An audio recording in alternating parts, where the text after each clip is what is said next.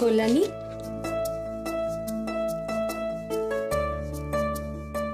মা কালীঘাটে গেছেন পুজো দিতে। তোমরা দেখো ছোট দাদা ঠিক জিতবে।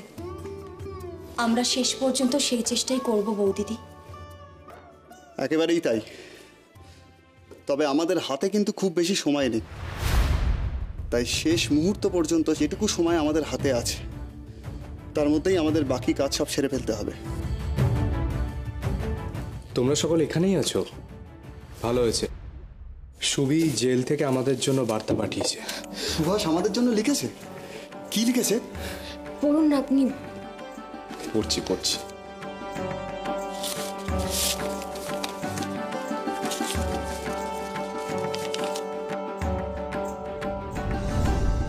পূজনীয় দাদা, আমার প্রণাম নিও। অনেক দিন হয়ে গেল তোমাদের দেখিনি। আশা করি সুস্থ আছো সকলে। এই সময় আমাদের সুস্থ থাকাটা বড় দরকার। এখন হতাশায় ডুবে যাওয়ার সময় কিন্তু নয়।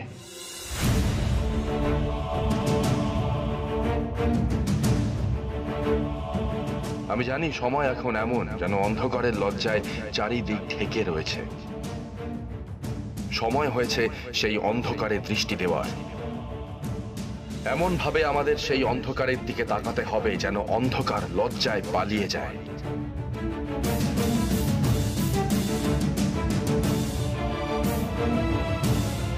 আমার এই জেল জীবনে একটা অনুভূতি হয়েছে। এখানে আসার আগে আমি জানতাম আমি আমার বাংলাকে, আমার জন্মভূমিকে ভালোবাসি।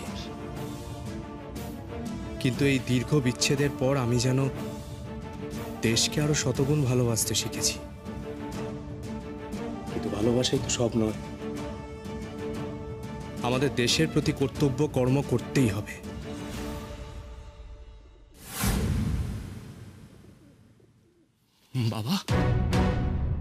বাবা সুবি চিঠি পাঠিয়েছে।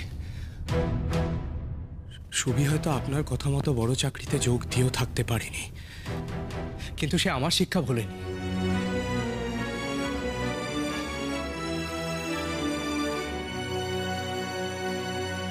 ওর কাছে দেশটাই ওর পরিবার।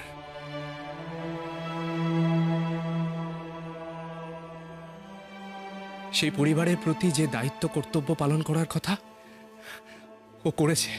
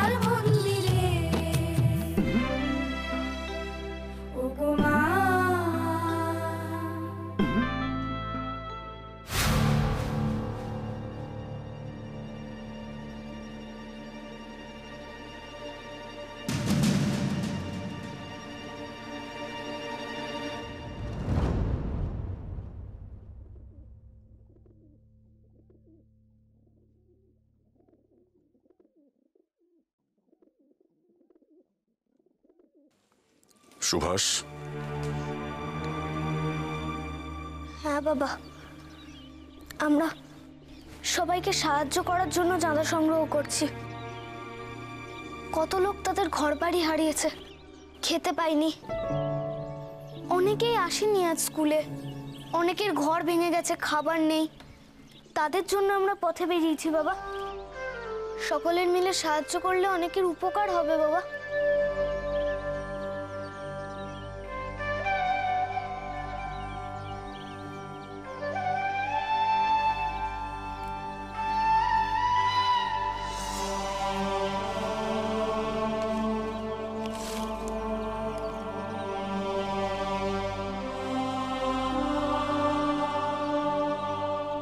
বন্ধুদের আরো কিছু প্রয়োজন হলে জানিও সুভাষ। জানকী বাবু, সুভাষই এর হোতা।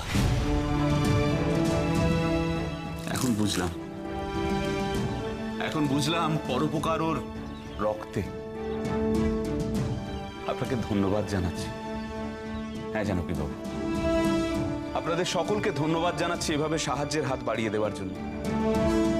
আমার ছাত্রদের তরফ থেকে আপনাকে ধন্যবাদ জানাচ্ছি। চলো চলো আমরা এগিয়ে পড়ি।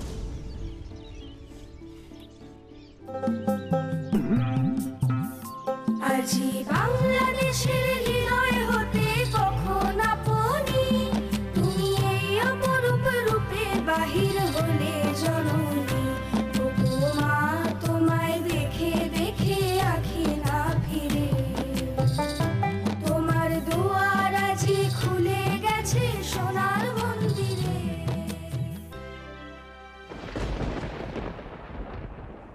সুভাষকে নিয়ে আমাদের যা স্বপ্ন ছিল তা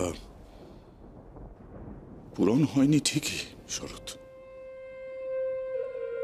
কিন্তু সুভাষ অনেক মানুষকে স্বপ্ন দেখিয়েছে শরৎ।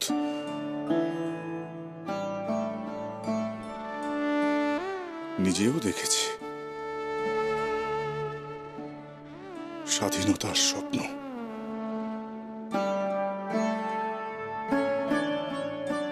স্বাধীনতা। পড়ো পড়ো, আর কি লিখেছে পড়ো। এই পৃথিবীতে আমরা জন্মগ্রহণ করেছি একটা উদ্দেশ্য সাধনের জন্য। প্রতিদিন সূর্য ওঠে পৃথিবীকে আলোকিত করার জন্য, গন্ধ ছড়ানোর জন্য বনে বনে বনে ফুল ফোটে। তাহলে আমাদের জন্মের উদ্দেশ্য কি? আমাদের বুঝতে হবে জীবনের 16 আনা দেওয়ার জন্য প্রস্তুত না হলে মেরুদণ্ড ঠিক রাখা মুশকিল হয়ে পড়বে।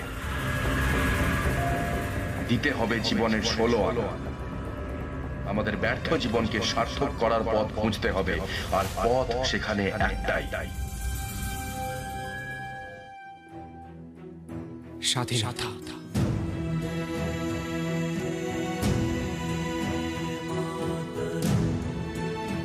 হ্যাঁ, আমরা আমাদের জীবনে 16 আনা দিতে প্রস্তুত। আমিও আমার জীবনের 16 আনা দিতে প্রস্তুত।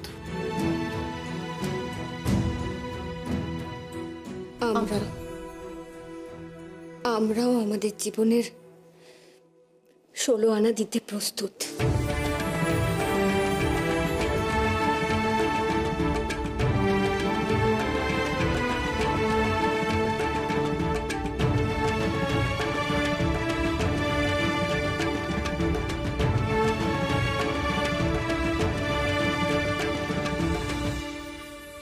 হার জিতটা বড় কথা নয় অনিলদা, আসল কথা হলো মানুষ যদি আমাকে ভোট দিয়ে নির্বাচন করে তাহলে এটাই বুঝতে হবে যে জেল থেকে ইলেকশনে লড়াই করা উচিত না উচিত নয় এসব নিয়ে যে অনেকে প্রশ্ন তুলছেন, সেই সব প্রশ্নের থেকে মানুষের কাছে স্বাধীনতার খিদেটাই অনেক বেশি।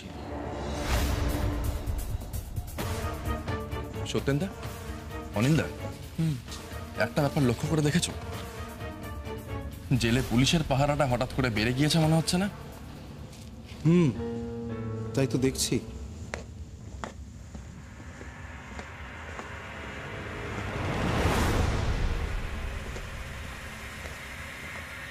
আগে কিন্তু এখানে এত পাহারা থাকতো না, আর এখন দেখো এই অঞ্চলের আলো বেশ জোরদার হয়েছে। তবে সুভাষ, তুমি যেরকমটা ভেবেছিলে সেরকমটা কিন্তু হচ্ছে। এই পুলিশদের দেখে মনে হচ্ছে এর নাবিশ্বাস উঠে গেছে। চলো আমরা আমাদের কাজ শুরু করে দিই। এই জায়গাটা কহাত লম্বা কহাত চওড়া, আমরা তাড়াতাড়ি মেপে ফেলি। ঠিক আছে।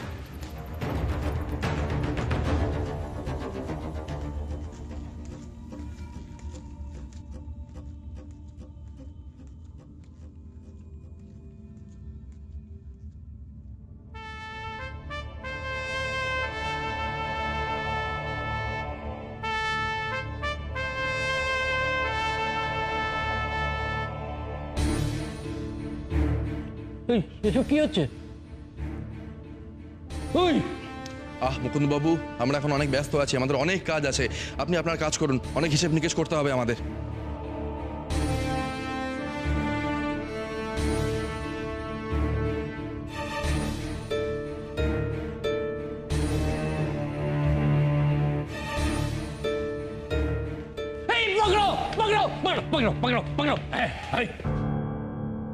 এ তো আচ্ছা মুশকিলে পড়া গেল।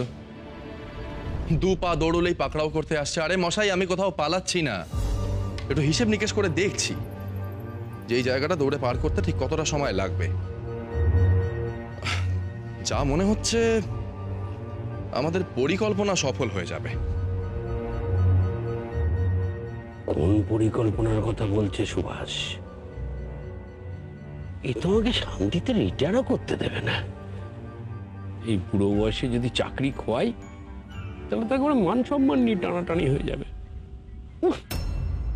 হালদার, পাকড়াশি, সুভাষের ওপর কড়া নজর রাখো। এই যে সুভাষ, তুমি রাতের আঁধারে পালাবার প্ল্যান করছো, কিন্তু তোমার এই পরিকল্পনা আমি সফল হতে দেব না। পাকড়াশি, হালদার, রাতের বেলা জেলের সমস্ত আলো জ্বলবে, আর সুভাষের ওপর নজর রাখার দায়িত্ব তোমার, মনে থাকবে। মুকুন্দবাবু, কেন অকারণে সময় অপচয় করছেন? আমি রাতের অন্ধকারে কোথাও পালাবো না, যা করার দিনের আলোয় করবো, আপনার চোখের সামনে করবো।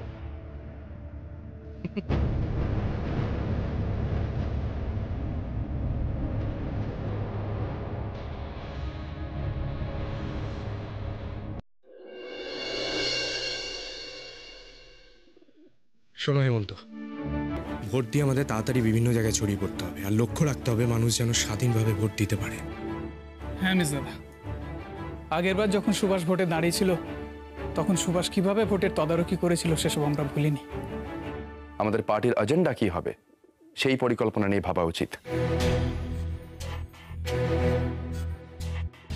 আমরা কিভাবে মানুষের পাশে দাঁড়াতে পারি সেই বিষয়ে ভাবা উচিত আমাদের। একেবারে ঠিক, এবারও সেভাবেই আমাদের কাজ করতে হবে। একদম ঠিক বলেছ হেমন্ত, এবার তোমাদের সঙ্গে কাজে আমিও যোগ দেব।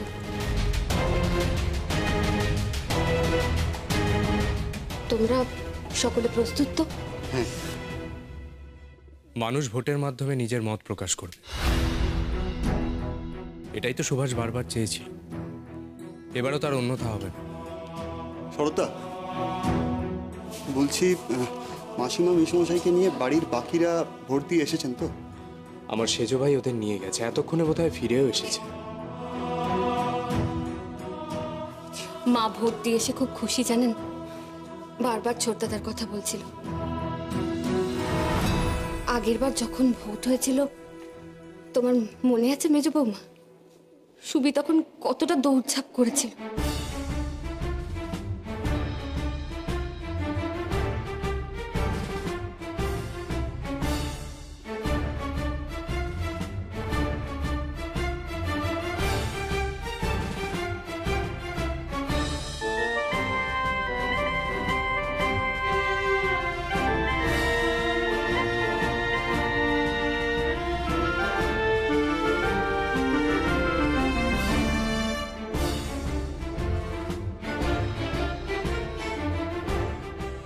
সত্যি হয়তো সুভাষদাও ওখানে বসে এটাই ভাবছেন যে এখানে কি হচ্ছে। ঠিকই তো বলছিলাম, আপনি বেরোনোর আগে এখানে কি কি হচ্ছে সে নিয়ে ছোটদাদাকে একটা চিঠি লিখুন না।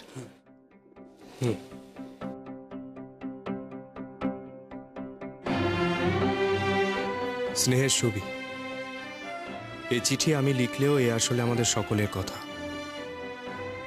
আজ নির্বাচন, মা বাবা ভোট দিয়ে এসেছেন ইতিমধ্যেই, আমরাও যাব। শেষমেশ পাওয়া খবরে বলতে পারি সাধারণ মানুষ ভোট দিতে এসেছে স্বতঃস্ফূর্ত হয়ে। পথে মানুষের ঢল দেখলে অবাক হতে হয়। আমি জানি ওরা তোর জন্য সকলে পথে নেমেছে, আর এই দেখে মনে আশার সঞ্চার হচ্ছে বই কি। আমরা স্বাধীনতার দিকে এগিয়ে যাচ্ছি ছবি, একজোট হচ্ছি সকলে মিলে। দেশবন্ধুর স্বপ্ন সফল হওয়ার দিকে আমরা এগোচ্ছি সুবি। আমরা জানি এই পথে তোকেও পাশে পাবো খুব তাড়াতাড়ি। দিন গোনা শুরু কর সুবি।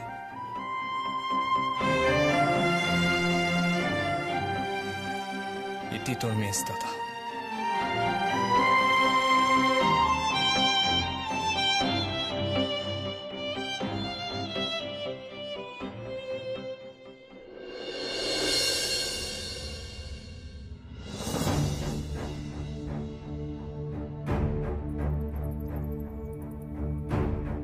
সুভাষ, কি ভাবছো? নির্বাচনের ফলাফল নিয়ে চিন্তায় নাকি? না না, একদমই না। তোমার চিন্তা হচ্ছে না? কিসের চিন্তা? না মানে নির্বাচনে যদি জিততে না পারি তাতে কি এসে যাবে? নির্বাচনে হারলে কি আমি আমার লক্ষ্য থেকে দূরে সরে যাব? না না, তা কেন হবে? তোমার জিত হবেই সুভাষ, এটা আমাদের বিশ্বাস। তোমার দেখানো পথেই আমরা হাঁটবো। কেন অনিলদা, আমরা আর কতদিন অন্যের দেখানো পথে চলবো বলতে পারো? নিজেদের পথ আমরা নিজেরাই তৈরি করব, এই কথা কেন ভাববো না আমরা? নির্বাচনের ফলাফল যাই হোক না কেন, এবার আমরা নিজেদের পথ নিজেরাই তৈরি করে স্বাধীনতার লক্ষ্যে এগিয়ে যাব।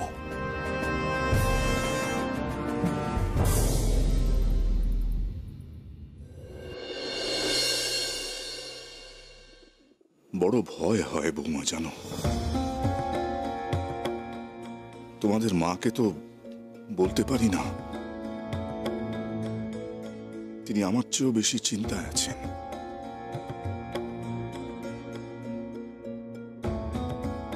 একবারের জন্য হলেও ছেলেটাকে কি দু চোখ বোঝার আগে একবারও দেখতে পাবো না?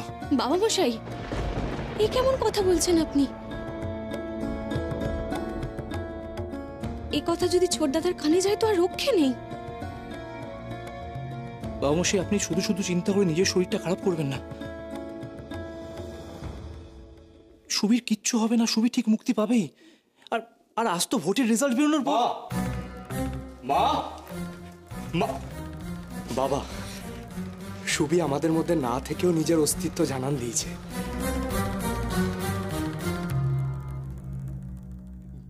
নির্বাচনে জিতেছে আমাদের সুবি।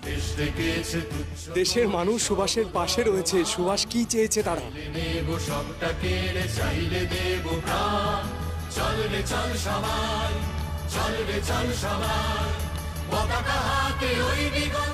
তার মানে এবার সুভাষকে বাড়িতে দেখতে পাবো।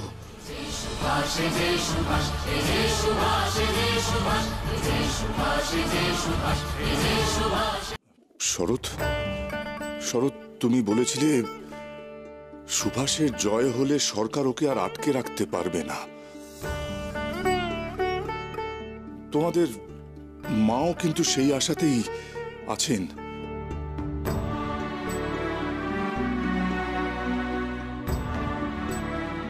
সুভাষ তাহলে এবার ছাড়া পাবে তো? হবে বাবা, নিশ্চয়ই হবে।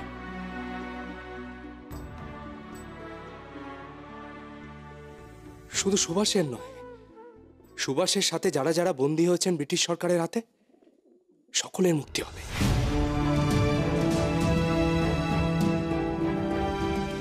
বাবা, আজ আমরা যতটা খুশি, মানুষও ততটাই খুশি। আচ্ছা মেজদাদা, সুবিকে তো এই খবরটা পাঠাতে হবে। হ্যাঁ রে সুনীল, লালবাজারে যোগাযোগ করার চেষ্টা চলছে। টেলিগ্রাম মারফত ইনসেন জেলে খবর পাঠানো হবে। পরবর্তী পদক্ষেপের আগে একবার সুভাষের সাথে আলোচনা করে নিও শরৎ। সকলেই এখন আবেগে ভাসবে, কিন্তু সুভাষের তো একটাই আবেগ, দেশ।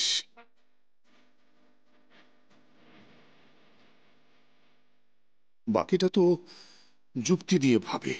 একদম ঠিক বলেছেন বাবা মশাই। সরকারের যে সূক্ষ্ম পদক্ষেপগুলো ছোটদাদা খুব সহজেই ধরে ফেলতে পারে, আমরা তার ধারে কাছেও পৌঁছাতে পারিনি। আমি জানতাম মানুষ ছোটদাদার পাশে দাঁড়াবেই। কারণ ছোটদাদার উদ্দেশ্যটা যে সৎ। ছোটদাদা মানুষের জন্য লড়াই করতে চায়, তাদের পাশে দাঁড়াতে চায়। জানেন বাবা, সুবি মেজদাদাকে চিঠি লিখে জানিয়েছে যে আমার উপর সুবির আর কোনো রাগ নেই। আমি ডাক্তারি ধর্ম পালন করেছি, আর সুবি দেশের ধর্ম।